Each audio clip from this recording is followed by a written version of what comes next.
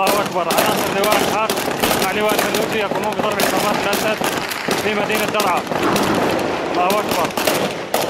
14/8/2013.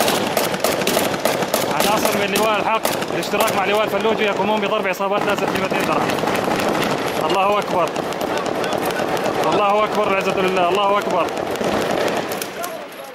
الله اكبر. بسم الله والله اكبر.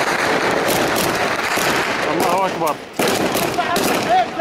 عناصر من لواء الحق بالاشتراك مع لواء الفلوجي يقومون بضرب عصابات الاسد في مدينه درعا. الامن الجوي. الله اكبر. 14/8. الله اكبر. الله اكبر. 14/8/2013.